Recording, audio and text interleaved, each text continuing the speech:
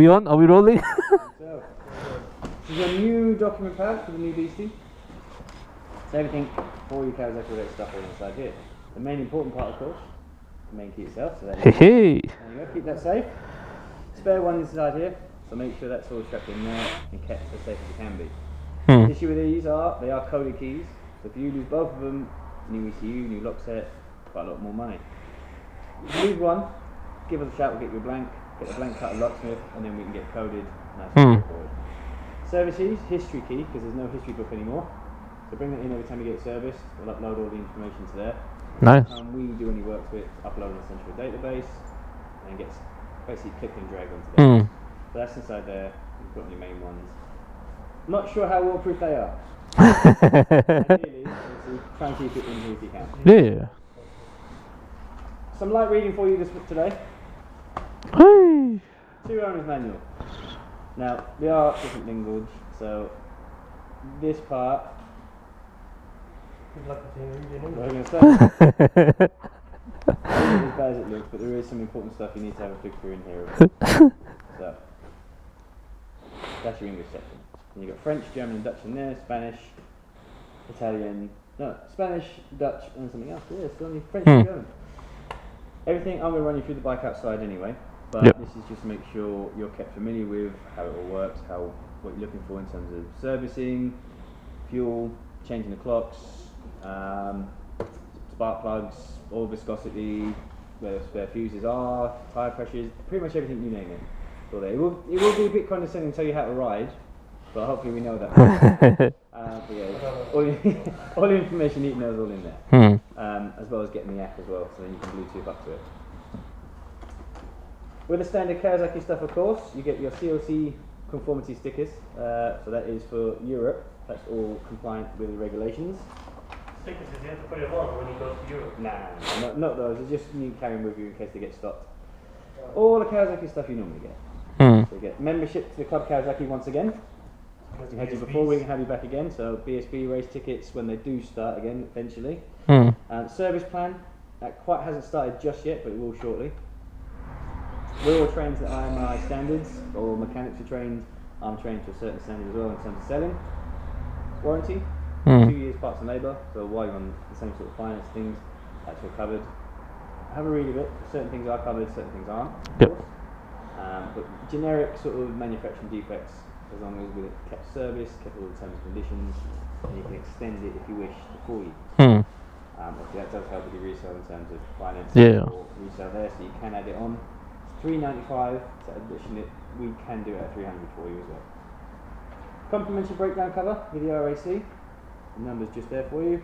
Puncture repairs, home starts, any sort of unwelcome bits and bobs that happen on the road, give them a shout, they'll bring you into us for the first 12 months. And then do a survey, fill in. I do appreciate nice things, but that'll give you a free oil filter voucher when you come to do your first service. That'll save you about £9.50 and it'll cost you 10 minutes of your time. So we will ask you to do that if you can. And then bike track. So that's if you need to give it to your insurance at any point. You can give us a stamp it before we go. And that's the information you need when you're setting up the subscription. You'll need that as well. Keep it safe, keep it tidy. You choose your subscription level. We'll go from there. If you want to do the main walk over and all the goodies. So, we'll start with the back end of the bike and work the way forward. Talking about tyre pressures. They are on a sticker just down there. So we should be looking at 36 in the front, 42 in the rear. So you can obviously have a bit of adjustment for any passengers, but make sure obviously you're always checking those. They're going to be a bit slippy today. Bike's only covered 2 miles. You can see it's got some wax still on there, so go easy while it's wet. 80 to 100 miles if you can, and then from there you'll feel a bit more comfortable. What's that? Just be on the tyre itself. Look at all the new logos you have to put on. Chain, as you can see, can't quite see it in my hands, but it's all got wax on there. There you go. Correct adjustment between 20 and 30 mil, as said here. Front and back and the side of course, that's pretty good at the moment. One thing to do, if you get caught in weather like this, give it a quick spray when you get home, or wipe down if you can as well, because that can oxidise, so you want to make sure you kept that clean, tidy, so that'll get you most mileage. Adjustments, you'll need paddock stand bobbins, or heat and other stands, one of the two, it's up to you from there on. That'll go upright, straight, easy from there.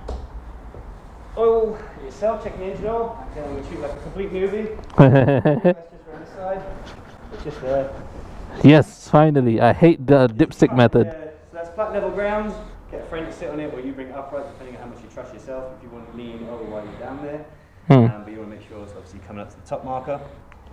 Can we try that? See what it looks like. So, as it comes up, that should start filling nicely. Yep, now it's doing it. Yeah, perfect. That's nice and clear because it's fresh oil in there, so the engine's brand spanking new. Running in period, 4,000 RPM, the book says. So between 4,000 and 6,000 for your first 600 miles. Oh. So go gentle, the clock will tell you, and then we change the engine oil at first service. We get your key. So we'll do back in first. To get the seat off, key in. Give it a turn, it's a bit stiff. Actually, That's what she said, yeah. a little bit of storage area. Slide that up. Yeah. Seat comes off itself. Battery access. Your toolkit is just there. And then all your spare fuses here. So nice and easy, very compact, easy to get into. Spare fuses, right? Yeah. And the fuses are normally probably on the front. No, most of these are up here. So you got your. Okay. Actually, no, you are correct. I think behind this Probably bit, one, there's yeah. another one for your main headlight. So it's nice and compact and spacious until I fiddle around with wiring. When you play with my wiring, we blown all the fuses. Fuel tank yourself, key in turn, off she pops. Full tank to ride away with, of course. Nice. And then underneath there is where you want to be filling it. You want to overfill that, and the fuel can dribble down where the paint works. We're going to make sure. 95s or so normal or super leaded. It's completely up to you. It will take E5 and E10 as well. That's the new fuel range coming up. 70 litre tank. I'm pretty sure it's 70 litres. 40-ish to the gallon, 45 to the gallon, depending on how you're riding. 50 if you're conservative, 30 if you're fresh in it. Got exhaust on it, forget about it. But how many miles are we talking on a full tank? So if it's 40 miles to the gallon, 4.6. I would just say it's about 150 plus or more. Let me get that right. 4.6 is 4.6 litres to 1. 4, 8, 12, 16, 48, 120, 160. May between 160 and 200. 160 and 180 on this type of engine if you can. That's good. Steering lock, push in, turn, as she comes. That's that, but obviously make sure disc lock, chain, cover, anything else. So obviously that, unfortunately, is very easy to snap. You want to make sure that's not snapped, and then because that can cost a lot of money to repair. Yeah. Oh yes. Hey. Set in sport mode, which you can change via these two buttons here. So hold it down for a couple of seconds. You've got road, which is average riding conditions. Rain, which should be handy for today. Yep. And go one more, you can go down to the main rider settings, where you can press select between full and low power. So you can see what I road tested on. I road tested on low power, maximum traction when I was out there, just to make sure. Nice and straightforward. Buttons here do flick through some of the features. So we hold down both buttons, take into all these. So you can flick through everything, but the main ones you're needing are vehicle settings. So you can change the shift lamp. We set it at 6. They immobilise the lamp so you can have your little key symbol flashing. Hold down this button to get back for a couple of seconds. Display, you can change the brightness.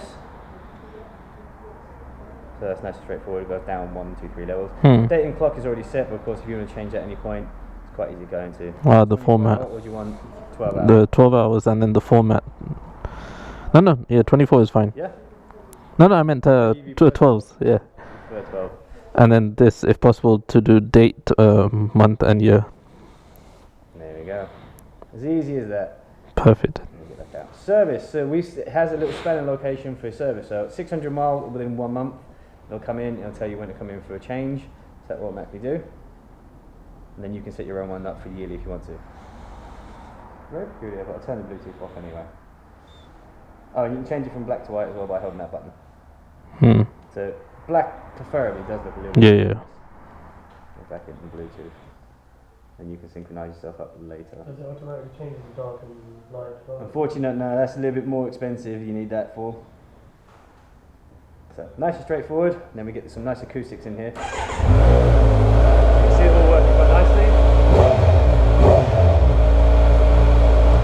It sounds like I'm in a movie. Yeah. But you can see everything pretty much on here. Indicators flashing away. All LED lights around the whole bike. There's not a single bulb on this bike. Actually, number plate light is even LED. So yeah, everything is LED. Gear indicator works very quickly. Fuel gauge is quite straightforward. Using these two buttons, you can flick through all the stuff we've just seen anyway on my phone. But you can see that live access data to that anyway. Does it show how many miles left till the petrol runs out? You got range. Okay, So perfect. it might average, it might just say 100 plus, and then as you're going along, it'll calculate it. Yeah. Depending on how you're riding. Perfect. Stop, start, and everything from there onwards. It's pretty straightforward, as is. And then when you turn it off, the unit says goodbye. Nice. Adjustment on your levers. So you push the lever out to spin the handspan, and then you've got further away being 1, or closer to you being 5. Obviously you can put some small levers on it at a certain time from there onwards. But it's pretty straightforward and easy. Brakes obviously going to feel a bit tight and hard at first, and they're just going to wear in as you go along. Just take your time and then don't yank on the brakes too tight, because you might sort of come to a complete and utter stop there and then. Yeah. That's your new bike. Oh hey!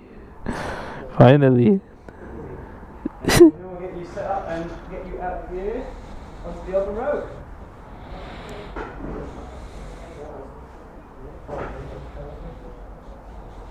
Congratulations.